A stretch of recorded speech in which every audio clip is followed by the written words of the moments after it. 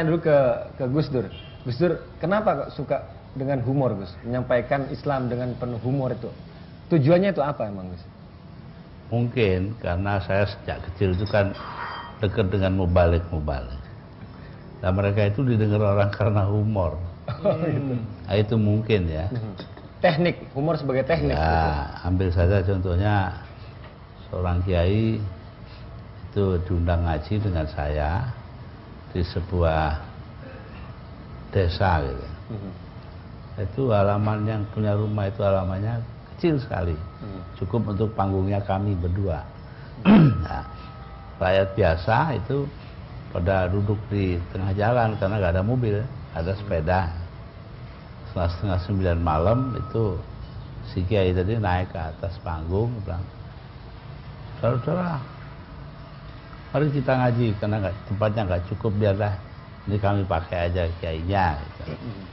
Anda semua duduk di jalan tuh, itu sudah kita cekat di sana, hansip, kasih tahu nggak boleh ada sepeda lewat.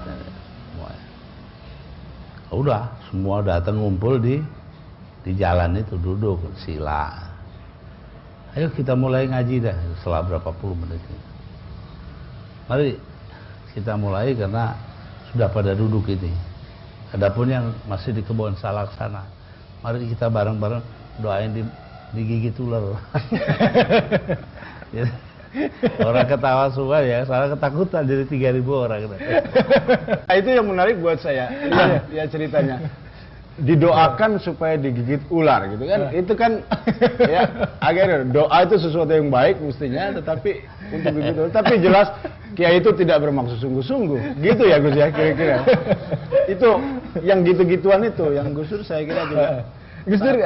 Gus Dur memang mendapat sumber dari humor itu dari mana, Gus? Ya mikir aja sendiri. Adaptasi juga Gus. Ya. Kadang-kadang begitu, kadang-kadang ya tergantung lah. Nah, tapi menarik juga karena Gus Dur kayaknya menguasai apa humor dari agama-agama lain juga. Jadi dari Yahudi gitu Gus ya. Dari Kristen sudah karuannya diledekin mulu kan Kristen. Ya, tapi ada kalanya mereka yang ledek. Nah, ada 3 orang. gimana? Ya. Bicara agama mereka itu yang mana yang paling dekat dengan Tuhan. Inilah. Kenapa itu? Ya, agama saya. Kenapa? Kita kalau panggil Tuhan kan Tuhan apa namanya? Tuhan Bapak di sorga. Oh. Hubungan anak dengan Bapak.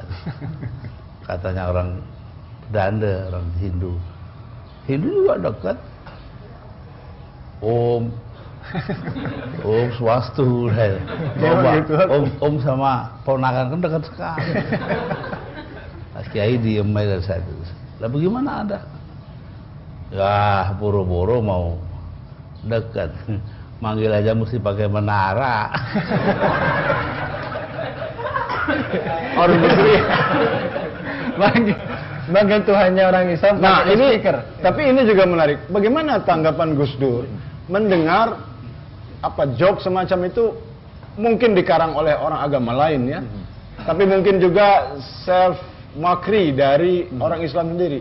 Kelihatannya Gus Dur sama sekali nggak keberatan itu kalau enggak. Kenapa itu? Orang bercanda silakan lah. Walaupun menyangkut hal-hal yang seserius agama. Enggak. Agama itu enggak perlu diterima secara serius. Ajarannya yang serius. Oh itu bedanya Gus ya? Itu ada satu kasat ini sampai ngakak-ngakak. Hampir sekarang diingat ketemu saya diceritakan. Di televisi, di TVRI, saya itu ditanya tentang sebab-sebab gempa bumi di Bantul. Lah bayangin saya kok bukan ahli geologi, bukan apa, tapi ya udah. Saya jawab, itu mungkin gempa bumi terjadi karena Nyai Roro Kidul itu dipaksa pakai jilbab. Itu benar nggak? Loh lah iya. Karena bukan ahli geologi yang ditanya. Lah iya. Tapi seorang kiai. Dan kebetulan waktu itu ada kejadian RUU pornografi itu Gus ya? Atau kewajiban jilbab ini. Iya. Ya Bung Hamid, Anda melihat misalnya bisa apa ya? Mungkin bisa membandingkan antara Gus Dur dengan sosok yang lain ya, tentang teknik menggunakan humor. Gimana? Nggak ada lawannya dalam hal itu, Gus Dur saya kira ya. Karena itu tadi, tentu kita kenal banyak sekali kiai. Kiai NU itu kan orang-orangnya rileks sekali ya, humornya kaya, dan biasanya hadis atau ajaran-ajaran agama di antara mereka diplesetin sedikit-sedikit. Itu bukan sesuatu yang menegangkan. Ketika dia kemudian naik di panggung nasional, baru orang misalnya memplesetkan Bismillahirrahmanirrahim aja terus harus minta maaf ke majelis ulama dan sebagainya. Padahal di pesantren gitu-gituan itu biasa. Bukan berarti mereka tidak menghargai agama, tetapi agama begitu akrabnya dengan mereka sehingga seperti kita kalau akrab sama orang udah bisa bercanda gitu loh. Jangan-jangan kalau memang ada perbedaan. Perbedaannya gimana, Gus? Nah, ini contohnya kiai ngajarin santrinya membaca li'ila fi Quraisyin ila fihim rihlatas syita'i was-shaif. Loh, shaif itu berarti itu wakaf. Ilmu baca Quran itu. Ya, tapi muridnya kan lihat hurufnya aja yang ditulis. Iya. Rihlatas syita'i was-shaifi. Nah, gitu. Shaifi ya betul. Akhirnya ayo baca. Ila fi Quraisyin ila fihim rihatas syita'i was-shaif. Pegang bibirnya kan. Begini, jangan shaifi. Baca shaif ya. Begitu dilepas tangannya tuh fi.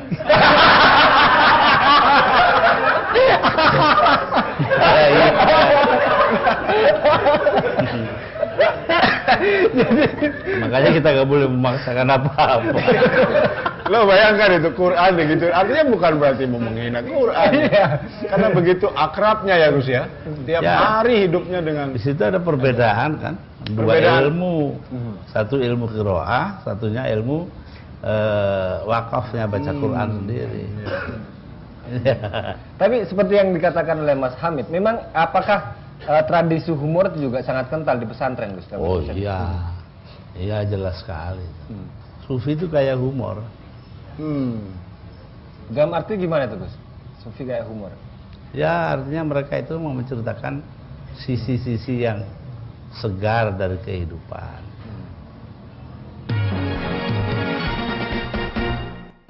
Nah ini yang aneh saya kira Gus. Gimana tanggapan Gus sendiri? Kelihatannya pemuka-pemuka Islam yang lain tuh kok umumnya tegang gitu, apalagi akhir-akhir ini, beberapa tahun terakhir ini, semua hal yang menyangkut agama itu dihadapi atau ditangani dengan itu karena kekurangan dalam diri mereka sendiri. Ya, kekurangan dalam diri mereka sendiri bahwa Islam dalam menghadapi atau merespons tantangan-tantangan atau gangguan dari luar itu punya dua cara, dua pendekatan. Satu pendekatan kultural itu sih gak ada humornya dah, hal-hal. Dan yang satu lagi ya juga nggak ada humornya, pendekatan institusional atau kelembagaan. Ini, nah sekarang kita lihat pada kultural tanpa humor, yaitu pada abad ke-5 Hijri itu ulama mulai mempersoalkan ziarah kubur. Nah, yang setuju ziarah kubur, yang melakukan hal itu ziarah semua ya, anggap aja dah pucuknya jadi NU lah, gampang. Ya. Lah yang tidak setuju ya itu pucuknya jadi Muhammadiyah lah kan, begitu sudah. Iya. Bangsa Ibnu Taimiyah segala macam. Ya sudah semua itu. Kalau di kita jangan gitu ya. Nah, itu. Nah, adapun yang lain itu dari kelembagaan. Umpamanya saja Majelis Ulama. Dia kan cuma melihat Islam sebagai katakanlah terancam dari luar. Orang di Majelis Ulama itu nggak ada orang pinter. Semua bodoh-bodoh itu. Dari segi apa bodohnya? Loh, mereka itu tahu cuma mungkin ya hukum, terus itu administrasi dan lain-lain. Tapi kalau ilmu kehidupan itu nggak paham itu udah. Maksud Gus Dur apa? Kalau mereka paham, tentu produk-produk atau fatwa-fatwa yang lahir tidak akan seperti itu. Iya, akan menampung humor lah. Karena nampung. Mulai ya kan. Oke, Bung Taufik ada SMS atau telepon yang bisa dibacakan, Bung Taufik? Dulu SMS ini dari Pak Ahwan, pemuka agama yang tidak bisa humor itu tidak tahu kalau Tuhan Maha Kasih. Mereka memahami keagungan Tuhan sebagai hal yang menakutkan. Padahal apapun yang dilakukan umatnya tidak akan berpengaruh pada keagungan Tuhan. Berikutnya SMS dari Pak Wan Abud. Menurut saya semakin susah orang menerima humor, semakin rendah tingkat kecerdasan emosionalnya. Kemudian tanggapan dari Pak Eko di Priuk, Gus Dur masuk saja grup Sri Mulat katanya karena lucu. Kita sapa dulu Pak Daniel yang saat ini sudah bersama kita. Selamat pagi Pak Daniel. Assalamualaikum Kiai. Iya. Ada 2 pertanyaan Kiai, pengen tahu aja jawabannya Kiai. Waktu Nabi Muhammad SAW itu diutus sama Allah sebagai Rasul, yang mau ditanya itu kan di Jazirah Arab ya Gus ya. Yang saya mau tanya Gus Dur, saat Nabi menjadi Rasul, bagaimana wilayah-wilayah lain? Apakah dia mendengar Nabi Muhammad ada di sana, atau dia itu saat itu bagaimana situasinya Gus Dur? Itu yang pertama. Yang kedua Gus Dur, di dalam kubur ulama-ulama kita bilang akan ada pertanyaan, man rabbuka, man nabiyuka, man imamuka gitu Gus Dur. Bagaimana orang meninggal zaman Nabi Adam, Nabi Nuh, Nabi Ibrahim? Itu waktu kita ditanya ulama Nabi Muhammad. Itu bagaimana dulu pertanyaannya sama atau pertanyaan beda Gus Dur? Itu aja. Assalamualaikum. Kalau soal kubur itu ya kita bisa dekati dari bermacam-macam sudut ya. Sebab itu kan bukan ajaran Quran. Bukan ajaran hadis, itu kan fikih. Lah fikih itu bisa benar, bisa nggak benar gitu loh. Jadi saya nggak bisa komentar. Saya cuma bilang bahwa ada humor dalam soal ini, namanya talqin itu. Talqin. Ya itu di desa saya, Denanyar itu dulu ada mudin pemimpin agama, Imam Mudin itu, namanya Kamsari. Mbah saya itu ya seorang kiai fikih yang hebat sekali. Nah, terus sana ada orang mati, dia ditanya, Kiai siapa ini yang baca talqin? Sudah Kamsari saja. Gitu. Wah bacanya nggak karu-karuan. Kullu nafsin dha'iqatul maut itu ya. Jadi salah semua hakikatnya. Terus saya bilang, Mbah, kalau itu orang nggak karu-karuan bacanya kalau disuruh. Iya, tapi dia yang punya SK loh itu. Itu ngomongnya serius tapi sebenarnya humor. Nggak mau. Jadi bisa lah. SK untuk ngasih talqin. Lah iya, lu bukan jadi mudin. Tadi juga masalah hubungan humor dengan kecerdasan emosional, Gus, juga ada pertanyaan. Ya. Ya, seseorang itu tergantung dari sudut mana dia ngelihatnya. Kalau terlalu serius, ya memang semua hal itu ya menghina Islam. Kalau orang itu tidak terlalu serius, ya sedang-sedang aja dah. Ya nggak apa-apa. Anggap kehangatan hubungan aja. Iya. Gitu ya. Tapi begini saya kira Gus, memang ada masalah saya kira di sini ya, karena tradisi agama kita khususnya kitab sucinya, hadisnya dalam konteks Islam itu hampir nggak ada humornya. Kalau setahu saya cuma ada satu nabi itu humor ketika ada hadis yang menceritakan tentang nenek-nenek yang bilang sama Nabi, ya Rasul, apakah nanti di surga, apa saya bisa masuk surga gitu. Nggak bisa kata Nabi, sebab di sana nggak ada orang tua. Bidadari cantik semua yang ada. Bidadari cantik semua. Ya nggak tahu. Ya saya nggak tahu kalau soalnya begitu. Tetapi yang jelas ada ludruk dulu zaman lekra. Oh ya. Panggilannya Mat. Naik ke atas panggung, ada temennya situ. Loh Mat, kamu kok kesini? Iya saya kesini. Loh kamu kok nggak di akhirat saja? Karena kalau kamu di surga itu bidadari itu wah, jawabnya lebih enak di neraka. Loh kok di neraka? Iya neraka pakai AC semua sekarang. Panas. Bidadari di surga itu, oh di neraka semua bintang film juga ada. Jadi kita bagaimana menghadapi begini? Itu dihumorkan itu. Nah paman saya waktu itu marah betul. dibakar itu panggungnya. Kasihan tuh orang lekeranya lari tunggang. Terus kita lengkapi sehingga tidak dianggap menghina gitu loh. Yang nggak menghina itu memang orangnya yang kurang kan begitu. Yang kurang cerdas kata orang tadi ya. Nah, iya. Tadi juga ada pesan yang pertama tentang hubungan antara humor dengan persepsi kita pada Tuhan yang penuh dengan kasih sayang. Itu bisa humor. Tapi orang mempersepsikan Tuhannya galak, jadi galak, ya, jadi begini. Antrean masuk ke surga itu macam-macam orang dari depan. Terus ada satu orang supir bis kota. Ini kalau nyetir sering mabok, Selebor, slow gitu. Itu langsung dituntun malaikat masuk ke surga. Marah kan yang lain keluar. Gimana sampai ini? Masa orang tukang mabok segala macam masuk surga? Dijawab oleh malaikat, kalau dia lagi seleo begitu, Anda baca apa? Mudah-mudahan diselamatkan. Lah itu.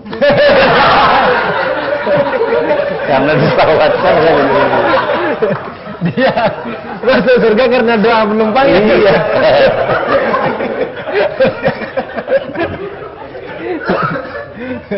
Nah, itu mungkin bagi orang lain gitu. Kok gimana sih surga dan neraka sesuatu yang sangat serius, karena orang bisa masuk surga secara abadi, masuk neraka juga bisa begitu. Loh kok ini dijadiin guyonan gitu loh. Itu loh gue suka orang keberatan. Begini. Lah bahwa itu juga bisa dijadikan guyonan loh kan? Nah, ya sudah. Berarti yang lebih rendah mestinya lebih bisa lagi. Iya. Dan juga saya membaca tulisan-tulisan Gus Dur juga penuh dengan humor ya Bung Hamid. Nah, tapi begini, nah ini aneh. Gimana? Ini aneh. Nah, Gus Dur ini tulisannya satu pun tidak ada yang humoristik. Kalau Anda baca misalnya kolom-kolomnya dari awal tahun 80-an sebelum beliau jadi ketua NU, itu beliaulah yang memperkenalkan para kiai ya ke dalam perbincangan nasional. Nggak ada yang kiai itu dianggap pinggiran dan sebagainya. Gus Dur tiba-tiba ngomong Kiai Sukri lah, dari Cilacap lah, dari apa.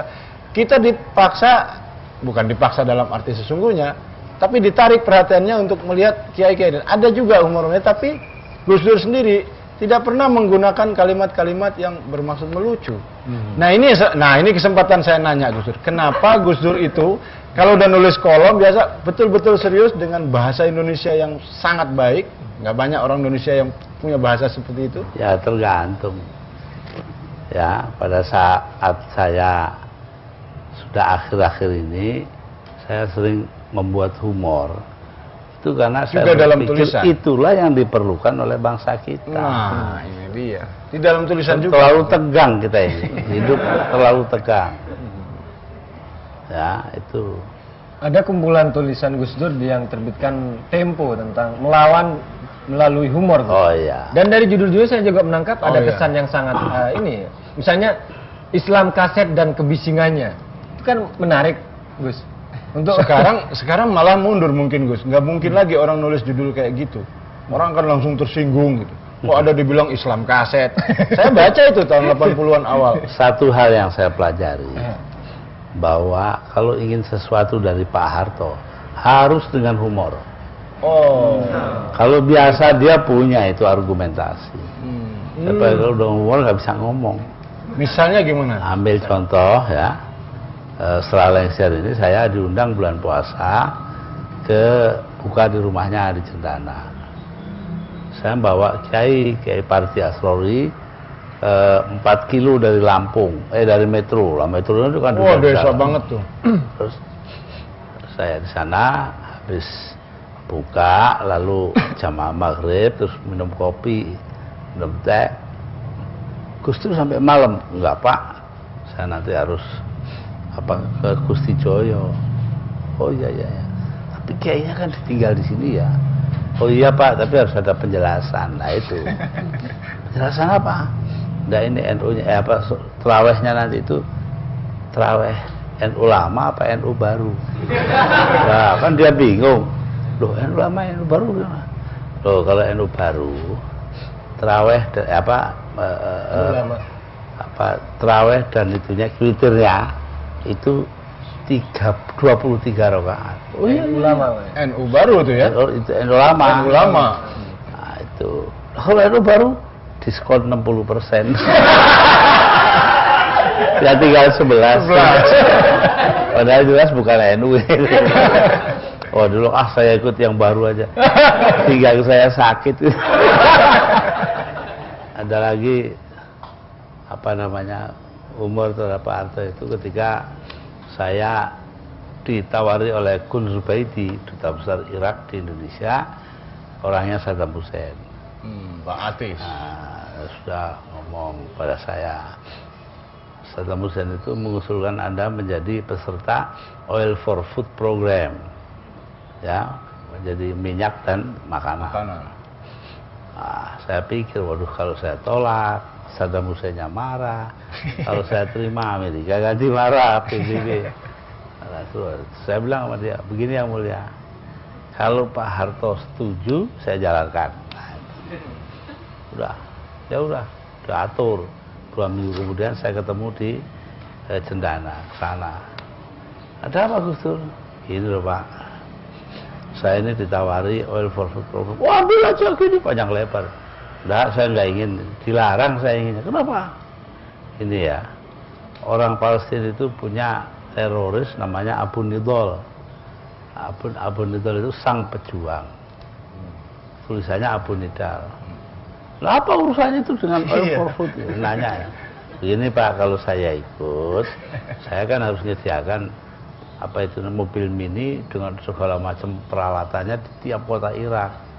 Untuk apa? Loh, untuk masak instant mie itu, mie instan. Oh ya. Lalu apa hubungannya dengan gini? Kalau nanti saya dipanggil Abu Nudel gimana? Ya ngakak. Iya. Oke. Dilarang. Oke, Gus Dur, Mas Hamid, terima kasih atas kehadirannya